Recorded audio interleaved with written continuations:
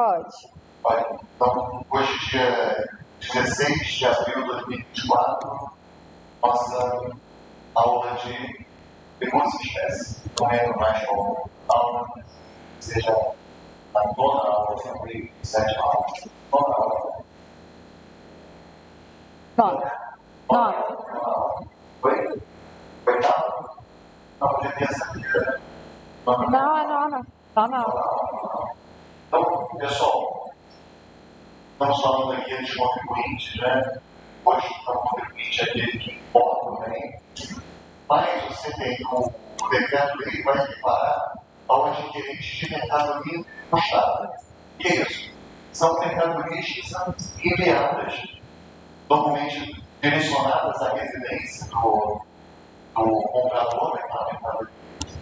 E que quando ela de um valor mais alto, essa mercadoria ela fica retida na agência de correios da cidade daquela pessoa, aqui em Gavana, na Rua da Conceição. Beleza? Então, você comprou um bem de mau valor importado, ele fica aguardando, você recebe dos correios a informação de que o bem está na agência da Rua da Conceição. Então, você tem que ir lá pagar o imposto, beleza? Para poder retirar o bem. Tá? Essa é a mercadoria importada.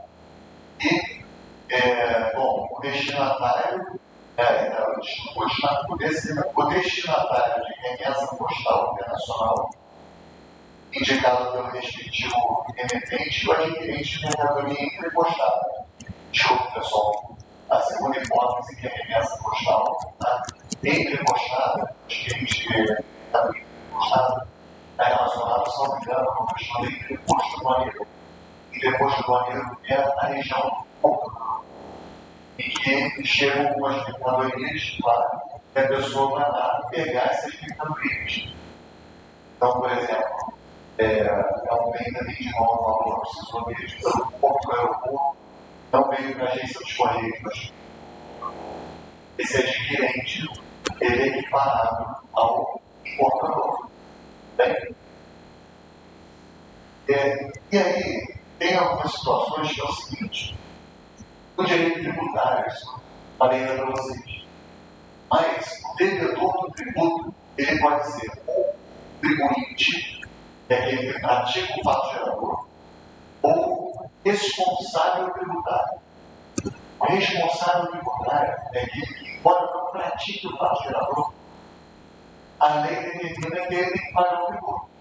Por alguma razão aí relacionada a facilitar a arrecadação, favorecer a arrecadação. Então, quem é o contribuinte do imposto de importação? Em geral, será aquele que importa, ele que pratica o fato gerador, ele que promove a entrada do bem em território nacional. Beleza? Mas, tem situações, pessoal, que a tributação não vai ser contra o importador. Vai ser contra o terceiro, não praticou o fato gerador, mas a lei vai dizer que ele tem que pagar a dele. Certo? E aí, o artigo 32 desse decreto-lei vai falar assim: é responsável pelo imposto, é responsabilidade tributária, contribuinte não responsável.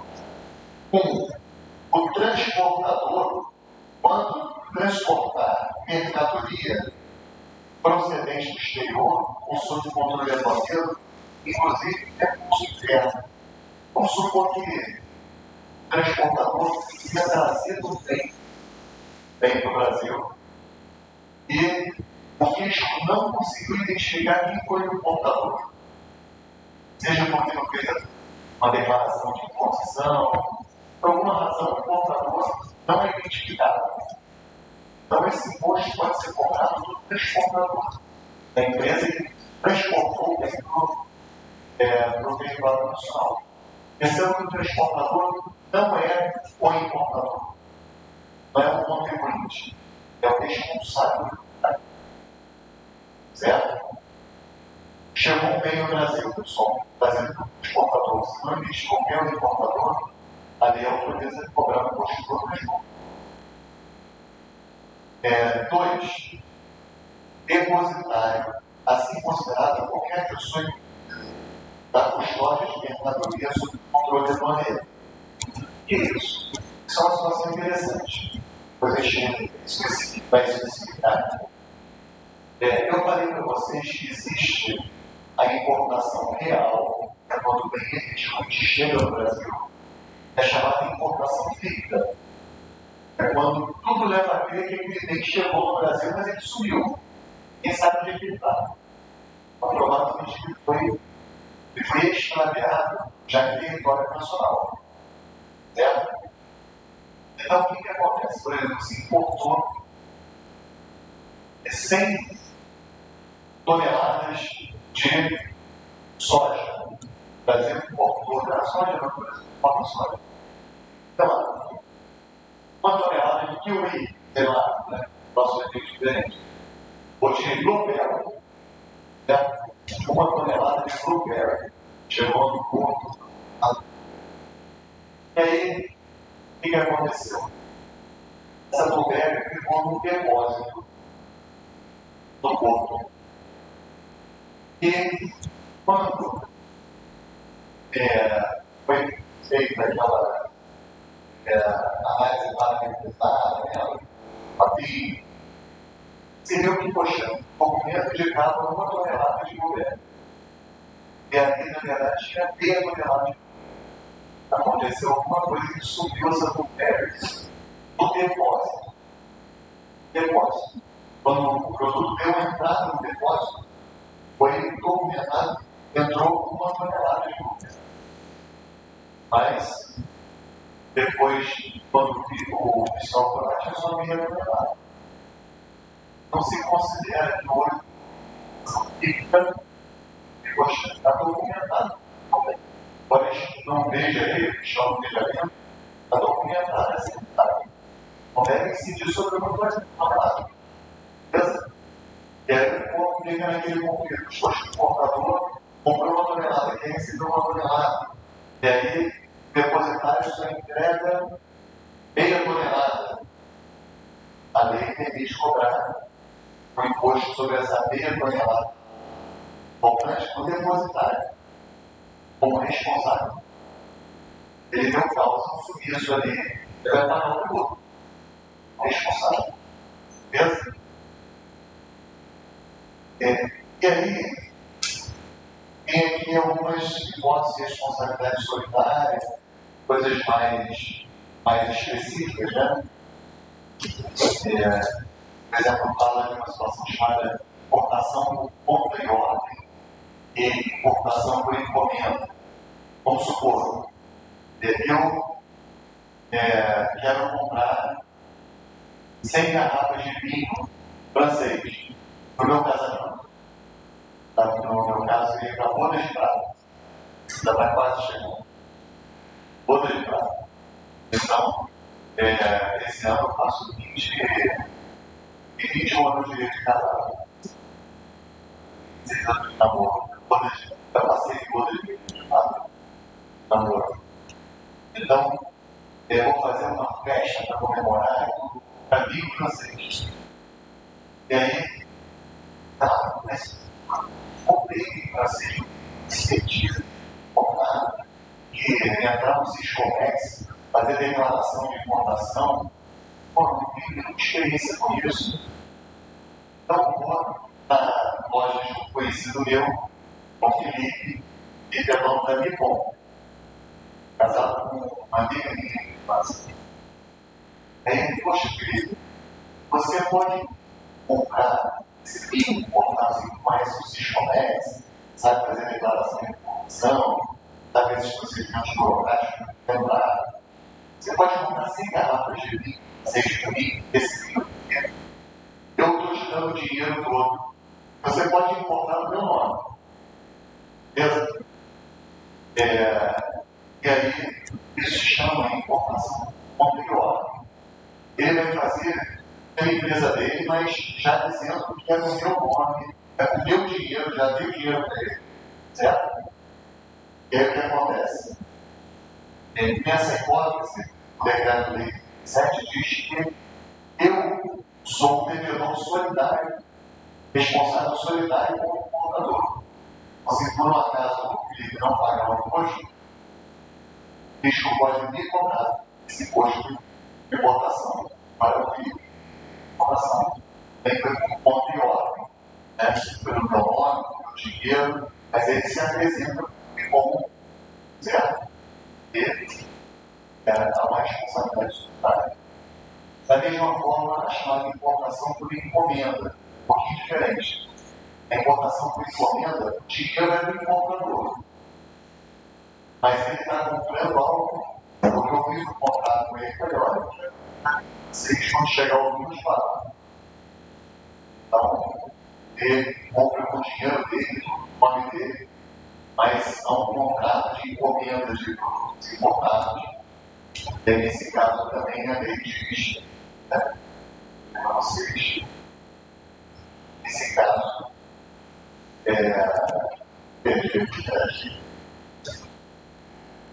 é responsável solidário. Aí eu sei, né? O artigo 31, 32 parágrafo é responsável solidário. C. Pode adquirir sentido de mercadoria de procedência estrangeira no caso de importação realizada por sua conta e hora, por intermédio de pessoa jurídica importadora. Esse foi o primeiro caso.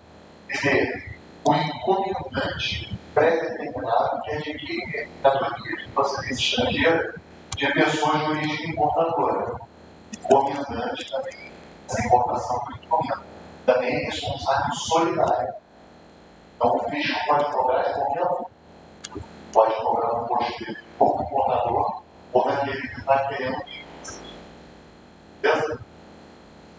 Bom, eu acho que por isso a gente não fala nada.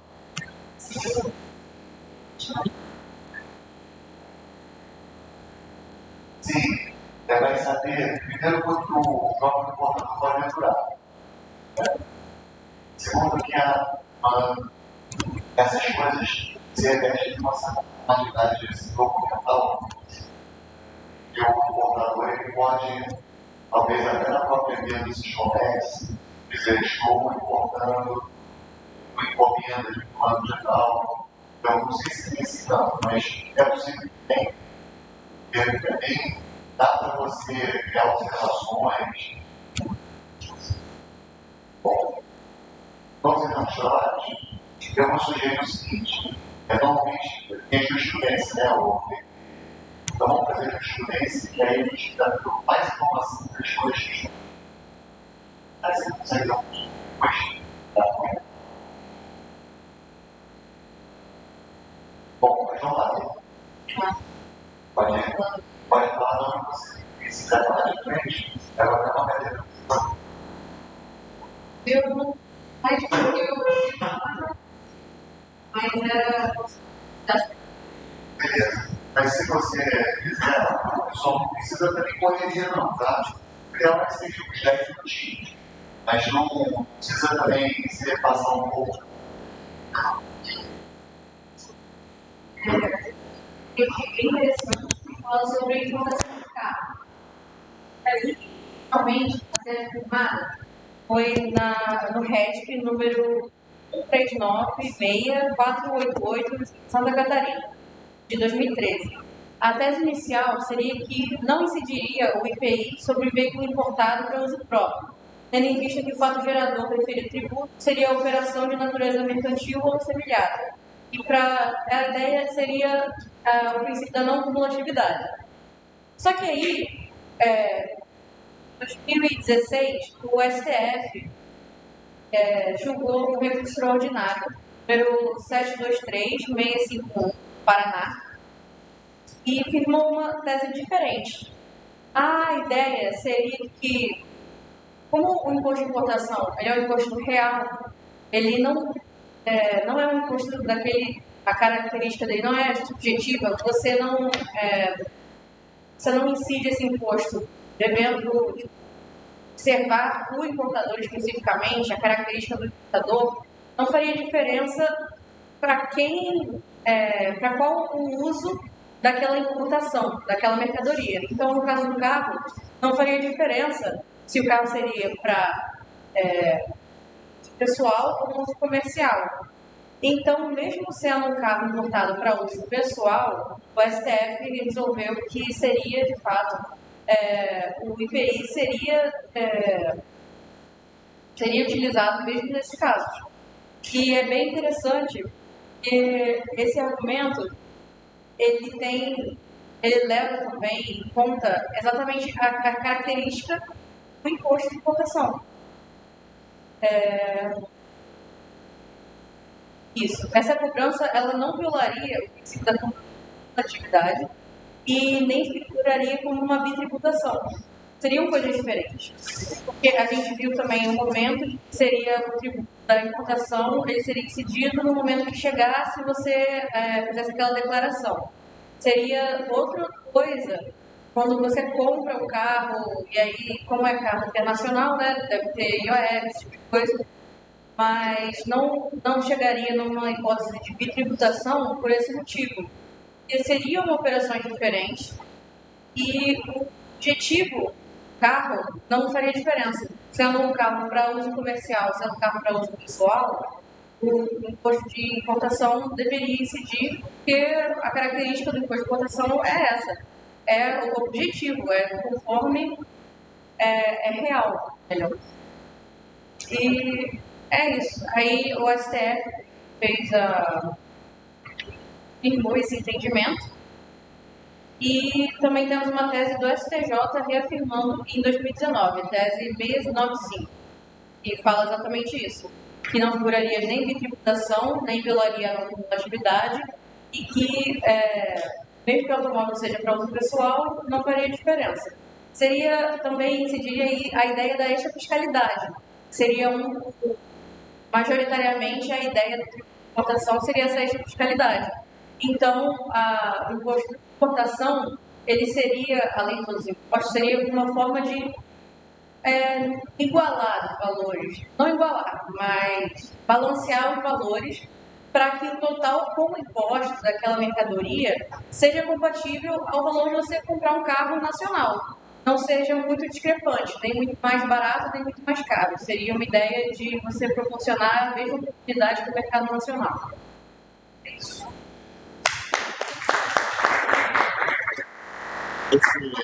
Esse acordo que a Bia trouxe, ele serve para a gente falar de uma coisa importante. Antes de eu dar a palavra para a Carol, alguém mais vai apresentar trabalhos hoje?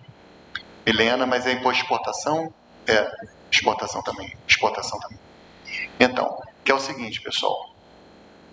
Gravem uma coisa que a gente vai repetir muitas vezes. No comércio internacional, comércio exterior, um país sempre vai onerar a importação e desonerar a exportação. O que significa onerar a importação? Onerar a importação é fazer com que essa importação seja o mais cara possível. Né? Por quê? Porque ele quer proteger a indústria nacional dele. Então, a tendência é sempre onerar a importação e desonerar a exportação. Isso é um princípio geral. Então, em relação ao que vai ser exportado, tira todos os tributos possíveis. Em relação ao que vai ser importado, coloca todos os tributos possíveis. Então, em relação à importação, a gente tem o imposto de importação, que é esse que a gente está estudando. A gente tem o IPI importação, que é o Imposto de Produtos Industrializados, que também incide na importação, que é o acordo que a Bia trouxe, tá? IPI importação. Você tem o ICMS importação, que é o Imposto sobre Circulação de Mercadorias e Serviços, também na importação. Você tem a PIS/COFINS importação, que é uma contribuição social que incide sobre importação. Só eu já falei 4 tributos que incidem sobre um produto industrializado. 4. A discussão nesse acordo dela, que até ele é um pouco mais de IPI do que de imposto de importação, mas serve também para a gente. É porque quando houve a importação desse carro, houve uma discussão que era a seguinte: poxa, é um carro que uma pessoa física estava comprando para rodar com a família dela. Não está sendo um produto que vai ser revendido. E aí esse contribuinte, ele sustentou que seria injusta essa tributação por várias razões. Entre elas que, por exemplo, no caso do IPI, tem a história da não cumulatividade, que é aquela coisa dos creditamentos, lembra? Que eu botei da cadeira, que alguém aproveita o crédito. Poxa, mas nesse caso eu sou pessoa física, eu não vou aproveitar crédito de nada, violaria a não cumulatividade. Além disso, vai violar a impossibilidade de bitributação, porque está me cobrando já imposto de importação, está me cobrando IPI importação, está me cobrando ICMS importação, está me cobrando PIS/COFINS importação. Pô, mas é muita cobrança, né? E aí o Supremo disse, não tem problema. Se é pessoa física, tem que pagar do mesmo jeito, que é só, né, a importar é trazer bens para território nacional com ânimo de definitividade. Então você fez isso. Se você fez isso, tem que pagar o imposto. Você praticou o fato gerador. Não tem que se preocupar com a não cumulatividade, com bitributação, nada disso é importante nessa discussão. Você praticou o fato gerador, você importou bem, você vai ter que pagar um tributo. Tá? Valeu, Gui. Vamos lá, Carol.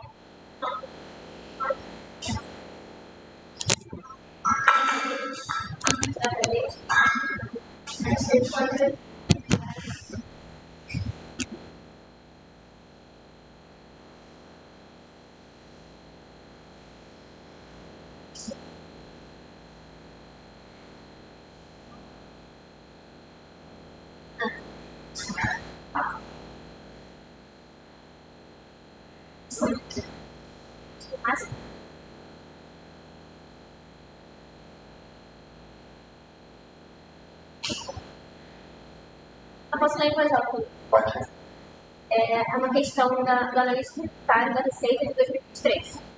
Ela fala, nos termos do artigo 1º, artigo 27, 6, exportação incide sobre a mercadoria estrangeira, tem como fato gerador sua entrada no território nacional. Dada, porém, a dificuldade de se estabelecer o exato em que a mercadoria do território nacional, para fins de lançamento, considera-se ocorrido fato gerador posto. No momento em que o portador ingressa no Siscomex com tá? A data do registro de declaração de importação no sistema do Siscomex, a data do desembaraço aduaneiro. Nesse momento, a mercadoria foi importada no somente quando o importador recebe a mercadoria embaraçada do órgão fiscal, ou no momento em que é concedido o licenciamento da importação, quando também serão pagos os tributos do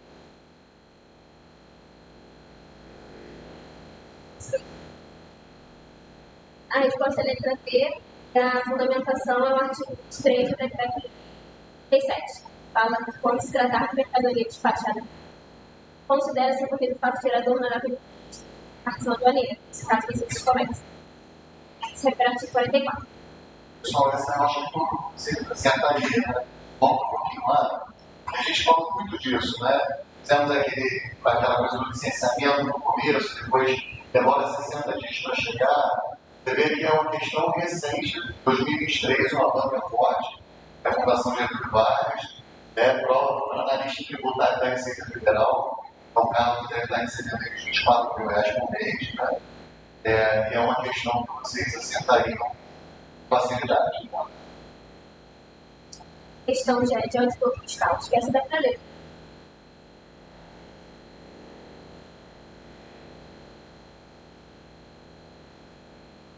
Quando eu para você, tem que fazer uma comissão para é devido ao imposto de importação sobre a entrada de mercadoria internacional nas seguintes hipóteses. A. Retorno ao país de mercadoria de técnico para fins de reparo e substituição. B. Produto exportado que retorna ao país por erro comprovado de expedição, acompanhada de documentação. C. Qualquer bem exportado em caráter definitivo que retorna ao país por erro. C. Não. Promoção interna ou calamidade do D. Mercadoria estrangeira em regime de trânsito aduaneiro terrestre para o Paraguai extraviado no porte. Ou bens declarados como amostra comercial sem valor considerável para os viajantes. Isso aí, pessoal, falando, ele falou um pouco da disposição dele, tá? Vamos tentar resolver? E agora a gente não tem falado expressamente dessa isso, não tem decreto lei 37, texto de lei. Se vocês forem fazer prova para auditor fiscal, vocês vão ter o texto de lei, tá?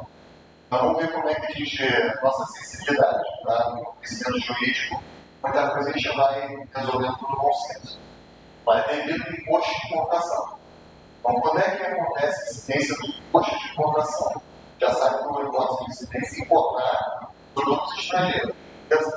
Então, é devido ao imposto de importação sobre a entrada de mercadoria estrangeira no território nacional na seguinte hipótese: retorno ao país de mercadoria devolvida por defeito técnico para fins de reparo ou substituição.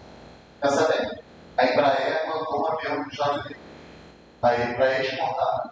Aí ele devolveu, dizendo: olha, isso aí está inchado, o avião consertado. Mas faz sentido esse imposto de importação nessa devolução? Com essa descartaria. Tá?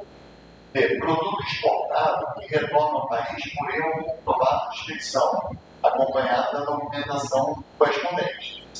Mais ou menos a mesma coisa, né? O produto foi exportado, tem um erro, mas não era esse avião, era outro. Está devolvendo, certo? Me parece que não faz sentido. C. Qualquer bem exportado em caráter definitivo, mas ele foi exportado em caráter definitivo. Exportado, que retorna ao país por motivo de guerra, moção interna ou calamidade. Esse avião foi exportado. Está tudo certinho.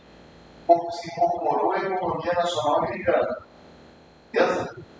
E agora teve uma situação de calamidade pública. O Brasil precisou comprar esse avião para levar vacina de um lado para o outro.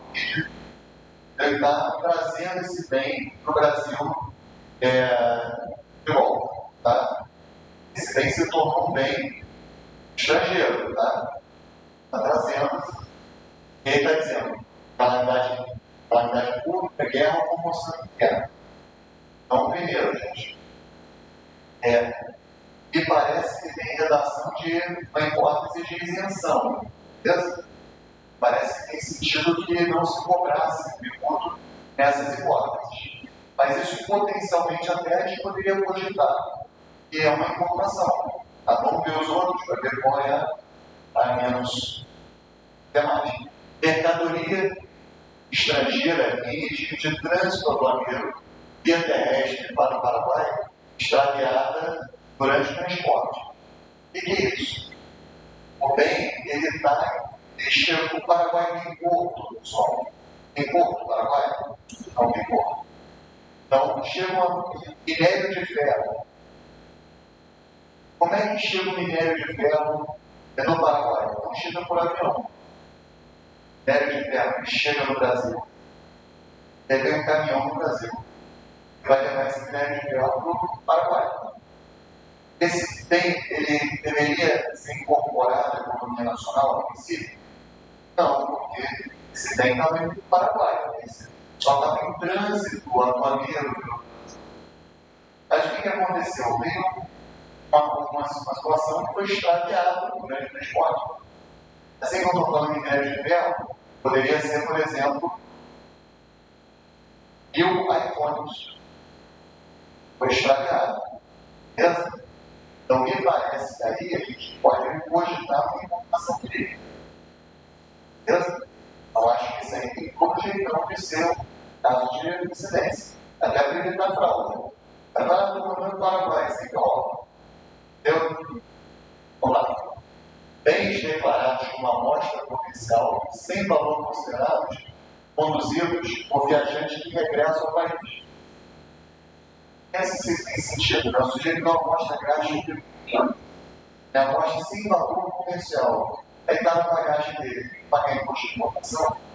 Sem valor comercial, pessoal, tem valor considerado, eu não marcaria essa. Dessas todas eu chutaria a dele, sem saber a legislação de cabeça. Tá? Eu acho que a C, se não fosse por motivo de guerra, fosse de uma quantidade, talvez tivesse sentido. Eu sei que a próprio decreto-lei admite esses bens que voltam para o Brasil, o decreto-lei admite a tributação expressamente. O Supremo afasta. Tá? O Supremo afasta, mas como está fazendo prova de direito, tem que ser sempre letra de lei. Se preocupe com isso. Então, vamos ver qual é. Para o gerador do imposto de importação, a entrada de mercadoria estrangeira internacional. Para efeitos de ocorrência do fato gerador, considera-se trato para o banheiro a mercadoria que pode como importada e cujo extravio tenha sido verificado por autoridade aduaneira. Tá legal? Viram? Não é necessário você saber toda a norma, mas pelo raciocínio jurídico, pelo consenso, a gente costuma acertar com coisa. Essa, por exemplo, eu não sabia 100%. Tá? Justificativa das origens da época, tá? No decreto 7, artigo 15, fala que a constituição nesses casos aqui. Atenção, tá vendo? Parágrafo primeiro, a letra B, essa aqui na linha B. E essa aqui, a letra B, a resposta no decreto 6.759.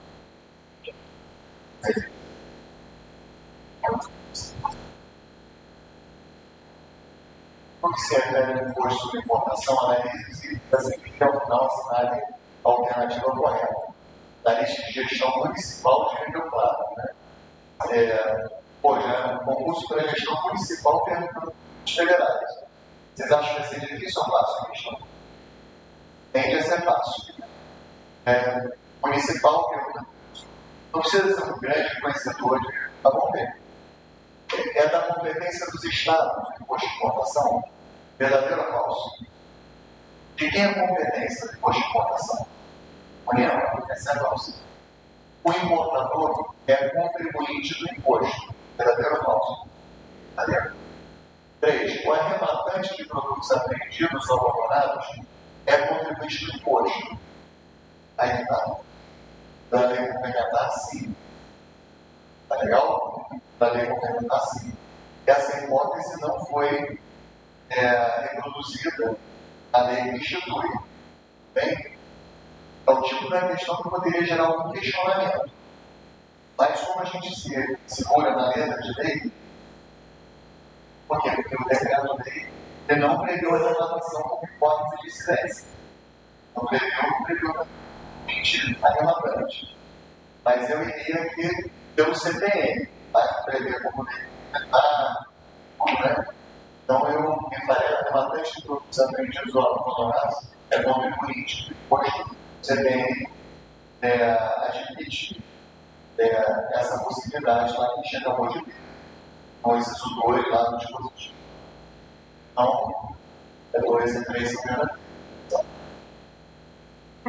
São também, você falou de 19. Existe uma certa malandragem para fazer desconto da pessoa. Então, você ali está na lei complementar, CPM, então, está previsto em lei. Isso expressamente.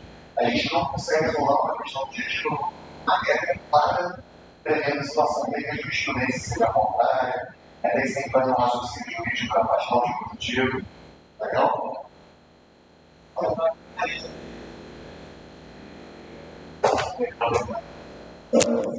Bom, ótimo. Você vê que deu para fazer, né, pessoal? Deu para fazer as questões. Às vezes, quem sabe muito é vir pegando, né? Ver assim, entender essa banca, esperando, provavelmente, né? A bibliografia cai a CPM, mas não caiu a bibliografia 7. Entendeu? Tudo bem? Vamos ao imposto de exportação agora? Nossa, tarefa de facilitada, tá? Alguém vai apresentar relatório? Não, vai atrás. Estão lá. Bem? Quer que eu fale alguma coisa? Você pode notar Não, mas deixa eu fazer falando, senta aqui, introduz um pouquinho, aí você começa a ir você parte do Então, gente, imposto de exportação. O Brasil prevê imposto. Vamos fazer a classificação? Você ia fazer a classificação dele? Está no teu relatório ou fora? Está no meu relatório. Está no relatório? Não, então faz aí, eu vou falar. Boa.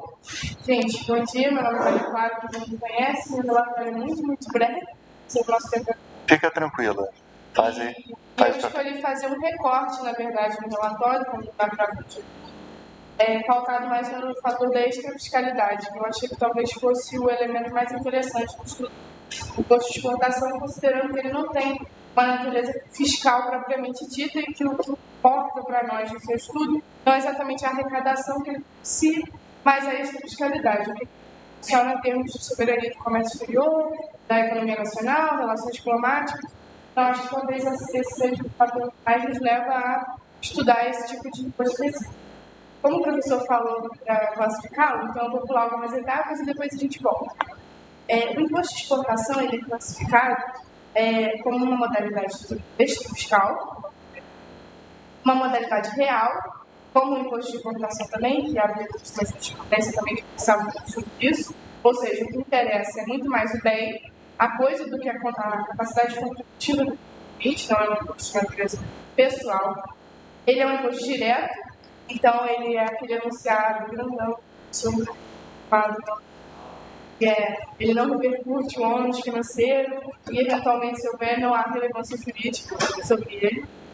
Ele é um imposto instantâneo, porque o fato gerador ele acontece a cada transação, e aí tem a questão da fato gerador ficto e tudo mais, que a gente pode falar depois. E ele é um tributo proporcional. Ele tem uma alíquota constante. Né? O estado ele aumenta, o estado de tributação ele aumenta na medida que o valor do bem sobre o qual ele incide aumenta também. Mas a alíquota é constante. Se eu quiser. Não, é isso aí. A classificação é exatamente igual do imposto de importação. Né? É a mesma coisa, federal, real, direto, instantâneo, proporcional e faltou algum? Não, acho que são esses. Alguma coisa além de... Extrafiscal, né? Esse imposto, ele é instituído propriamente, é declarado pelo segundo do artigo 153 da Constituição Federal. Ele tem essa natureza extrafiscal para vocês, e ele versa sobre os produtos que são destinados ao exterior, sejam eles nacionais ou nacionalizados. Então, o critério para que esse produto se enquadre nos efeitos de tributação não é exatamente uma produção daquele bem em território nacional, mas a incorporação que ele tem à economia brasileira e o ânimo de definitividade que ele terá em economia estrangeira. Então, eu acho que esse é um pouco mais de um critério para a gente observar, não basta, pode ter alguma questão ou outra que fale, só o bem produzido no território nacional. Não é exatamente isso, basta que ele seja incorporado à nossa economia. Isso é interessante, pessoal, porque a Constituição expressamente fala, quando vai dizer compete à União instituir imposto de exportação para o exterior de produtos nacionais ou nacionalizados. Então, produtos que foram produzidos no Brasil são nacionais e nacionalizados, esses foram importados, incorporados à economia nacional e depois, quando são reexportados, incidiria. O parágrafo primeiro, gente, do artigo 153, não é uma exclusividade do imposto de exportação, também trata de outros tributos, como, por exemplo, o de importação, que a gente já viu, mas ele demonstra que pode haver uma alteração da alíquota de faculdade do Poder Executivo, nesse caso, o Poder Executivo Federal, se trata de uma competência da União. Então, sobre esse tema, eu vi algumas posições de quem diga que seria uma exceção ao princípio da legalidade. Particularmente, eu fiquei meio na dúvida, eu acho que talvez seria muito mais a mitigação do princípio da legalidade do que uma exceção absoluta. Embora essa faculdade do Poder Executivo seja excepcional, não seja uma regra em matéria de tributos, não significa que o chefe do Poder Executivo pode fazer absolutamente tudo o que ele quiser, sem um parâmetro de legalidade que vem infraconstitucionalmente, pelo decreto, pela regulação aduaneira, por eventualmente uma portaria. Então, embora a presidência possa incidir sobre essa alíquota por razões diplomáticas, por razões de regulação de comércio exterior, eu acho que seria, posso estar equivocado, mas eu acho que seria muito mais uma mitigação desse princípio da legalidade do que exatamente uma exceção, uma extinção completa. Exatamente isso, tá, pessoal? A gente não fala que é uma exceção ao princípio da legalidade, embora alguns doutrinadores digam isso, me parece de forma equivocada. Porque o que é o princípio da legalidade tributária? é vedação de você instituir ou majorar tributo sem ser por lei. Isso que é o princípio da legalidade. Então, no imposto de exportação, você necessariamente tem que instituí-lo por lei. Então, já está aí respeitado o princípio da legalidade. A majoração das alíquotas, essas sim, elas podem ser feitas por ato do Poder Executivo dentro dos limites da lei. E no caso do imposto de exportação, é entre 30% e 150%. Então, dentro desses limites. Essa baliza, por si só, acho que já limita o poder absoluto que, principalmente, o Executivo Federal teria isso. Outros princípios que têm uma relação um pouco diferente com esse, seriam os da anterioridade e da noventena. Nesse caso, sim, eu acho que uma exceção um pouco mais radical da legalidade. Não é necessário, no caso do imposto de exportação, assim como não é são aguardar os 90 dias ou o próximo ano para que ele possa, para que o efeito de uma eventual lei sobre ele possa incidir. Então, seria uma exceção, de fato. Entenderam isso, pessoal? É aquele princípio da anterioridade da noventena, né? E esse tributo é exceção. Então, você não precisa aguardar até o ano seguinte ou 90 dias, tá? Assim como o imposto de importação é exceção também. Nos materiais que eu vi sobre exportação, óbvio que era muito mais ressaltado essas exceções e mitigações. Mas eu achei interessante trazer também o princípio da irretroatividade tributária. E lembrar que ele também se aplica ao imposto de exportação. Então, essa majoração das alíquotas, embora ela seja mais fluida, que a gente está acostumado a ver, ela também abrange os fatos geradores, ela apenas abrange os fatos geradores posteriores, não retrógrados. Acho que isso também é uma segurança jurídica. As características, né, que a gente já comentou, que é um extra fiscal, real, direto, instantâneo e funcional. Deixa eu continuar. Pode. Eu trouxe também alguns aspectos infraconstitucionais, foi de uma forma bem superficial, mas para a gente ter uma noção sobre como a legislação vai tratar fato gerador, como vai tratar alíquota, prazo e base de cálculo.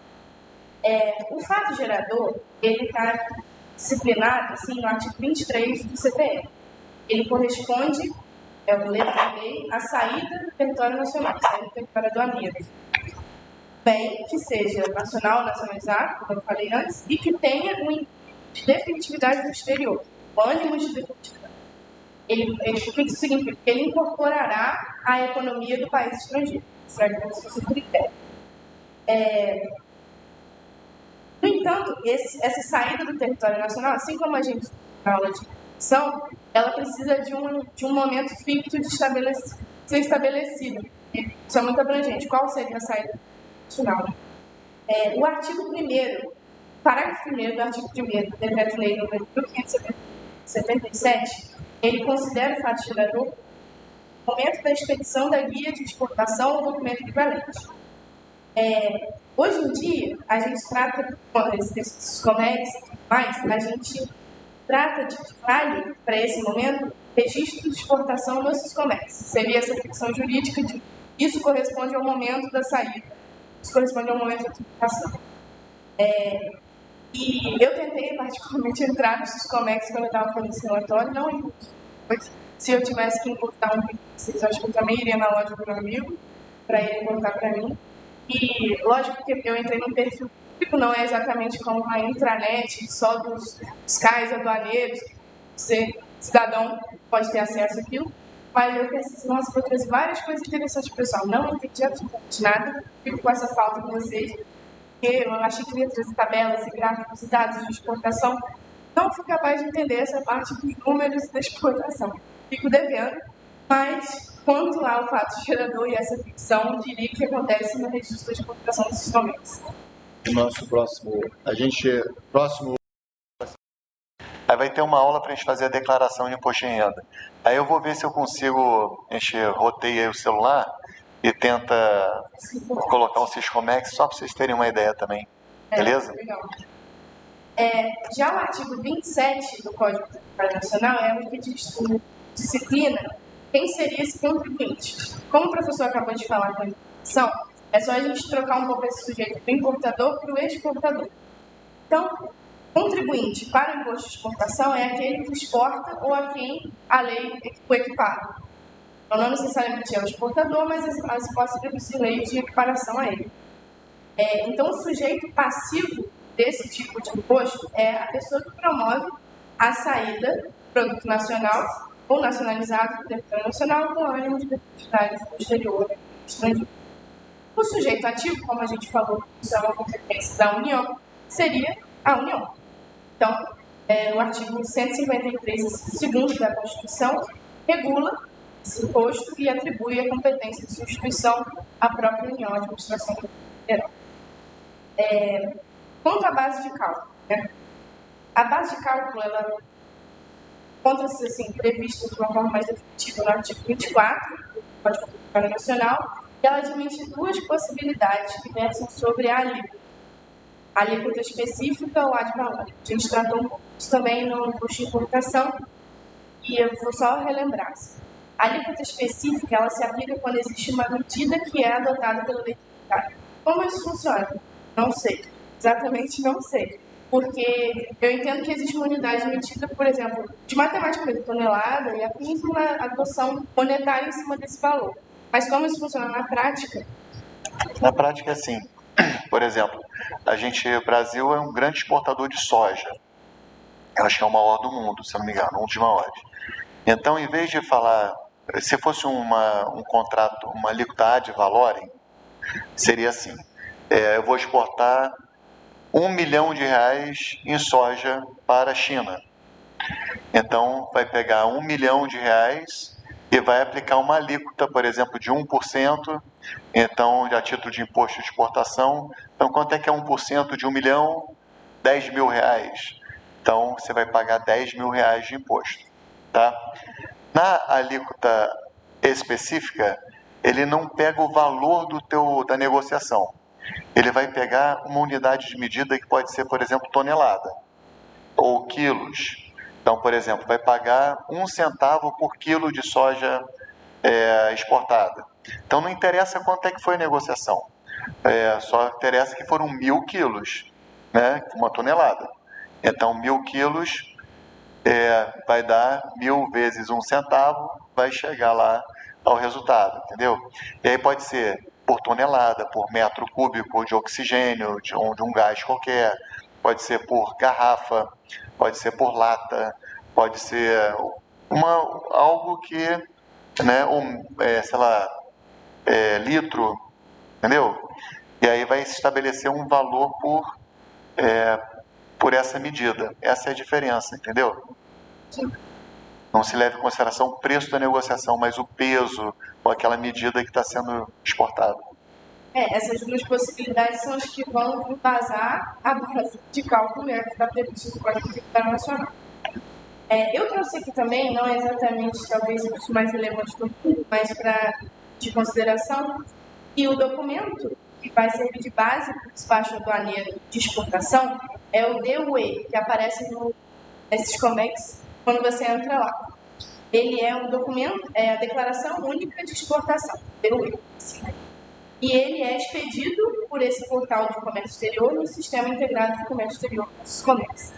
Esse documento, ele vai ter essa natureza aduaneira e ele que vai pautar todo esse movimento fiscal, esse movimento tributário, caracterizando efetivamente a operação da exportação de bens.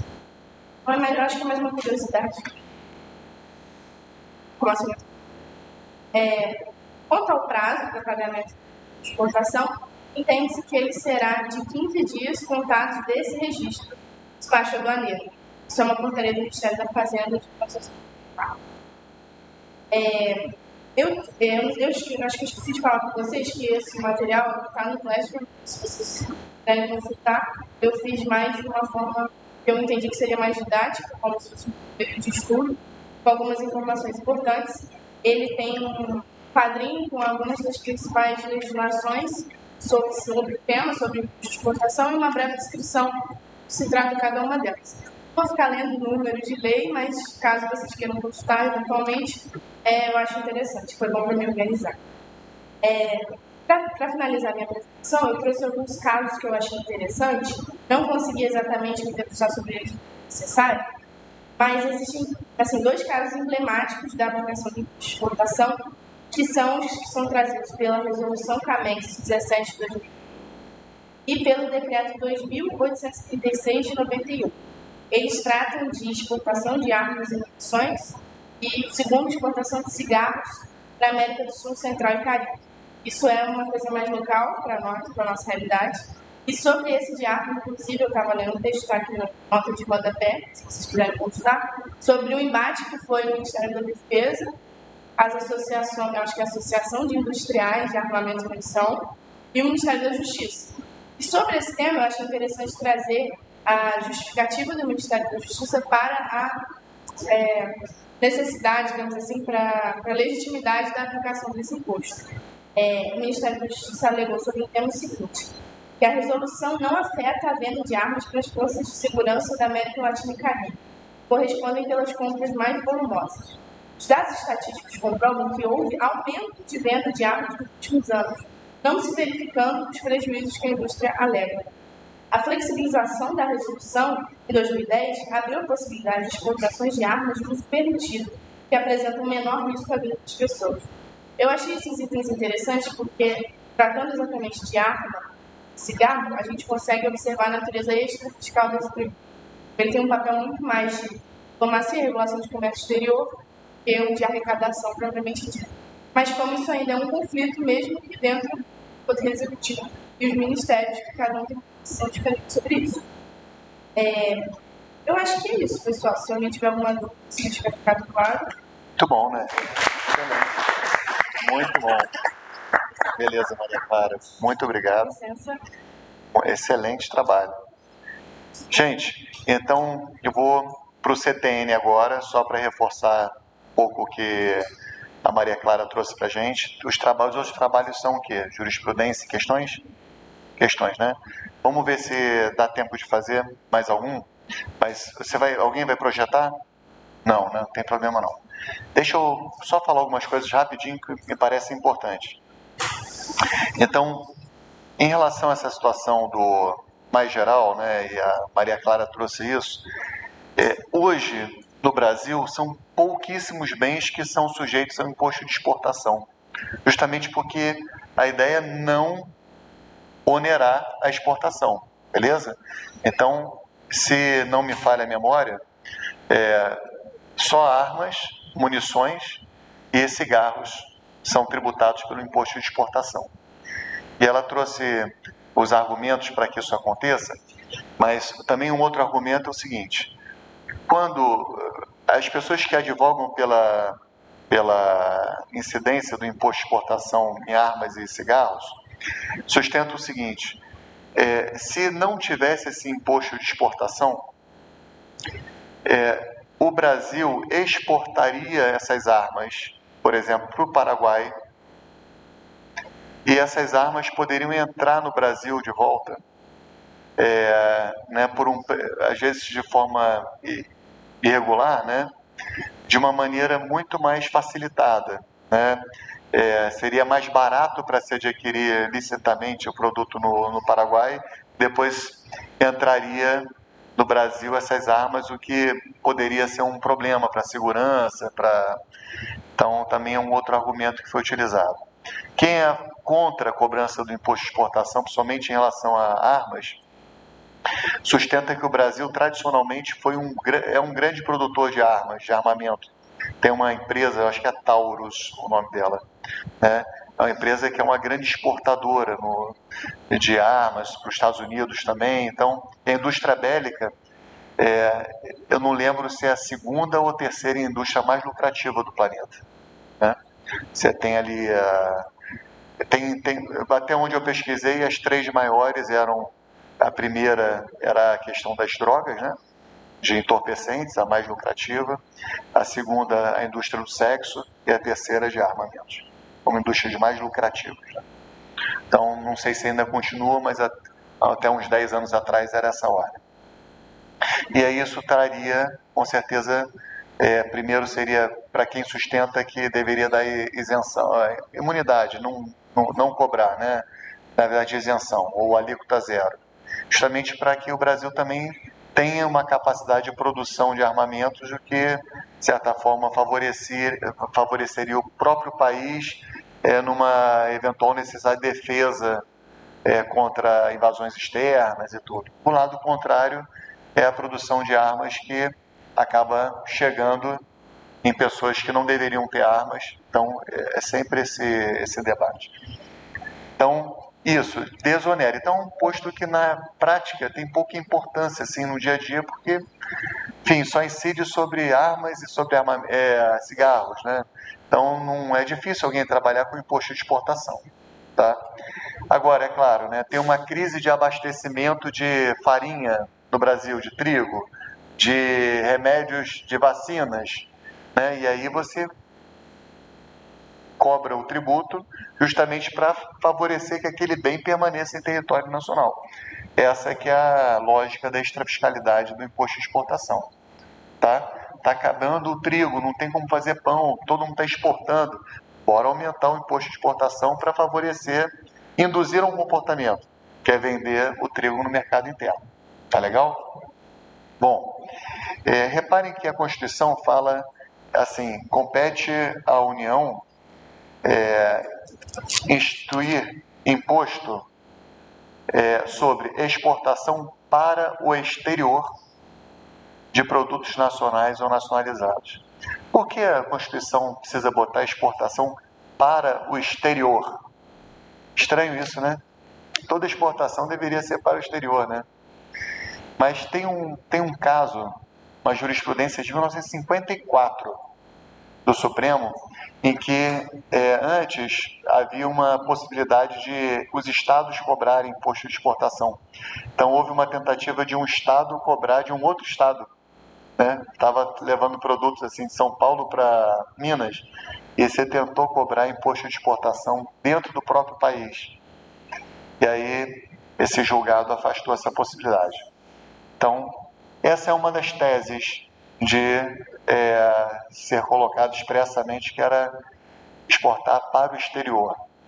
Outro argumento está relacionado à Zona Franca de Manaus.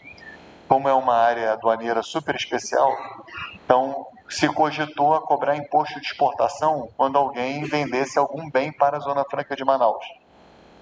E aí, quando coloca em exportar para o exterior, aí quebra essa possibilidade, já afasta completamente essa possibilidade. Beleza? Vocês já entenderam o que é nacional e nacionalizado, né? Bom, artigo 23. Foi lido já pela Maria Clara? Então é isso, imposto de competência da União sobre exportação para o estrangeiro de produtos nacionais e nacionalizados tem como fato gerador a saída destes do território nacional. Maria Clara já deixou claro que é o mesmo problema do imposto de importação. Quando é que acontece a saída? É quando passa da zona econômica exclusiva, mar territorial. Então se cria uma ficção jurídica, que é essa expedição da guia de exportação, que hoje é a declaração de exportação no Siscomex. Mesma sistemática do imposto de importação. A base de cálculo. Quando for alíquota específica, essa unidade de medida, tantos reais por tonelada. E quando a alíquota for ad valorem, o preço normal, aqui usou o preço normal de novo, e não o preço real, lembra? Só que aqui não tem GAT. Ou no GAT, lembra que o GAT passou por preço real? O preço real é o preço da operação de verdade. O preço normal é aquele preço que normalmente aquele bem tem quando é vendido. Aqui não tem GAT, pessoal, aqui é o preço normal mesmo. E aí a União deve ter as pautas fiscais dizendo quanto é que está uma 45 milímetros, quanto é que está um maço de cigarro popular, né? Então ali tem as tabelas, independente do preço da operação, vai ser aquele preço da pauta fiscal, é o preço normal do produto. Beleza? Aqui não tem GAT. Agora, olha só, parágrafo único. Para os efeitos do inciso 2, para efeito de calcular o preço normal, considera-se a entrega como efetuada no porto ou lugar de saída do produto, deduzidos os tributos diretamente incidentes sobre a operação de exportação e nas vendas efetuadas a prazo superior aos correntes do mercado internacional ou custo do financiamento. O que significa isso? Para você achar esse preço normal, lembra, exportação é desonerada. Então, o preço normal é o preço já descontado os tributos que possam existir sobre aquela operação, ou seja, se diminui do preço de venda eventuais tributos que incidiram para tornar o preço normal mais baixo, desonerar a exportação. E é o preço que se considera como entregue no porto brasileiro, no aeroporto, para aquele comprador internacional. Então, não inclui eventual frete, transporte, não inclui seguros, entendeu? Esse valor é o preço normal, é como se o comprador estivesse pegando aqui no Brasil a mercadoria. Isso tem um nome, pessoal, que se chama FOB. É uma cláusula, FOB, F-O-B, Free On Board. Free On Board. A cláusula, esse preço FOB, é esse preço que está livre no embarque. É assim, livre de qualquer outro custo no embarque da mercadoria. Sabe, é um preço normalmente menor, certo? Porque leva em consideração que a pessoa está pegando aqui esse bem, dependente do valor do transporte e do seguro, para levar para o país estrangeiro. Então, é um valor menorzinho que vai incidir a alíquota naquele valor menor. Free on board, FOB. É diferente do imposto de importação. O imposto de importação, lembra, importação onera. Então, na importação, pessoal, o preço na importação não é o FOB, é o CIF. C-I-F. CIF. C-I-F. Isso aqui é super conhecido para quem trabalha com o mercado exterior. FOB e CIF. CIF é custo, Cost, Insurance and Freight. Quer dizer, é o custo, insurance, que é o seguro, e o frete, e o transporte. Então, para calcular a base de cálculo do preço de importação onera, né? Você tem que levar em consideração o preço daquele produto importado, com o custo dele, o custo do seguro que foi pago para trazer esse bem e do transporte, do frete do bem até o porto brasileiro. E a jurisprudência ainda inclui algumas coisas. Por exemplo, a jurisprudência inclui a despesa com capatazia. O que é capatazia? Capatazia é aquele trabalho dos portuários para tirar o produto do navio, levar para o depósito, entregar. Então, a capatazia é um custo, né? E aí está dentro da base de cálculo do imposto de importação.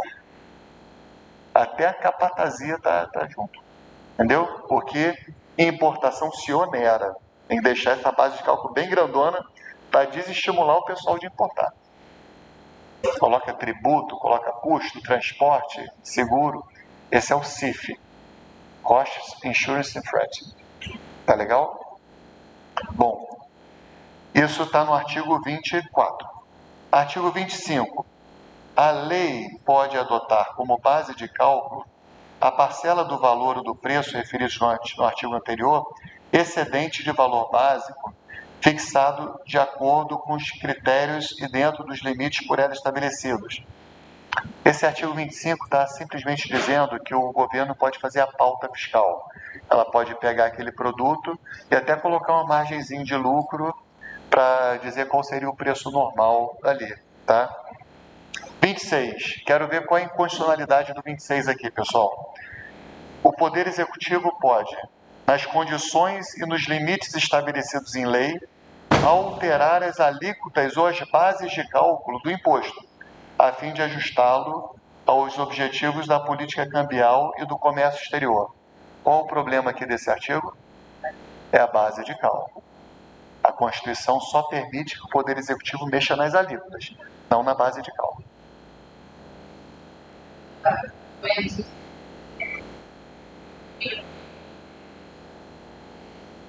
Nesse caso, quando as questões mencionarem a gente Vai depender do enunciado. Se o enunciado disser assim, segundo o Código Tributário Nacional, aí você tem que dizer essa, tá? Mas se não falar, aí vai gerar uma... Aí eu, nesse caso específico, eu iria na redação da Constituição. A Constituição só fala em alíquota, tá? Vamos lá. 27. O contribuinte do imposto é o exportador ou quem a ele a lei equiparar. Beleza? Exportador ou quem a ele a lei equiparar. E o decreto-lei aqui, que trata desse... É o 1578, vai dizer quem são os contribuintes, tá? Artigo 5º. O contribuinte do imposto é exportador, assim considerado qualquer pessoa que promova a saída do produto do território nacional. E 28. Esse artigo é inconstitucional também, tá, pessoal? O artigo 28 diz assim: a receita líquida do imposto destina-se à formação de reservas monetárias na forma da lei. Ou seja, tudo que está se arrecadando desse imposto destina-se à formação de reservas monetárias na forma da lei. Ou seja, é uma poupança do Brasil perante os países estrangeiros, para evitar situações de crises monetárias. Por que é inconstitucional?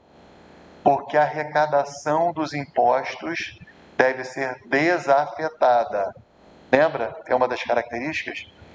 A arrecadação dos impostos tem que ser desafetada. O CTN não pode dizer o que vai fazer com a arrecadação do imposto.